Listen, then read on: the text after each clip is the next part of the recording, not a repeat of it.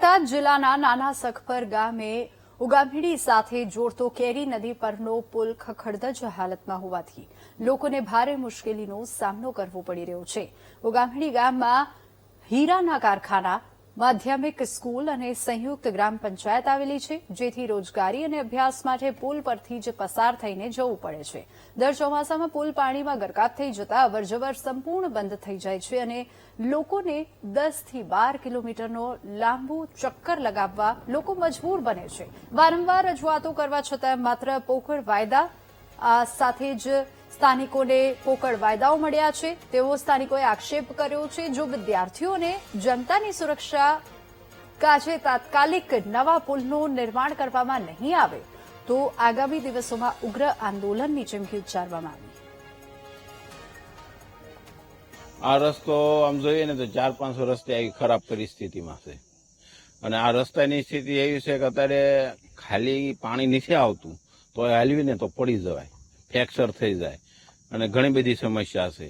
અને આ રસ્તો જયારે ચોમાસામાં પાણી હાલે ને ત્યારે તો કોઈ રીતે હાલી ટ્રેક્ટર ન હાલે એટલી પરિસ્થિતિ ખરાબ છે। અહીંયા રસ્તો ઘણા સમયથી ખરાબ છે।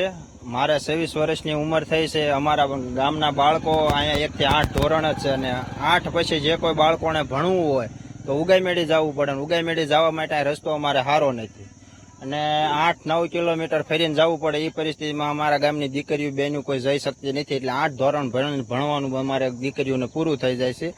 જો આમ ગણો તો આ રસ્તો તો બહુ જાજા સમયથી ખરાબ છે, પણ આ 7-8 વર્ષથી તો હાવ ખરાબ છે।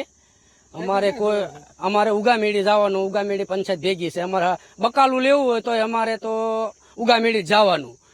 છોકરા કોઈ ભણી એક એને 8 થી 7 ધોરણ ભણી ઉતરી જાય, પછી આ ખરાબ જ એટલો રસ્તો છે કે કોઈ અહીંયા અમારે સામું જોતું નથી। અમારે સામે આ રસ્તો તો આ ડેમ બનાવવાનું તેદું એની આ પોઝિશન છે।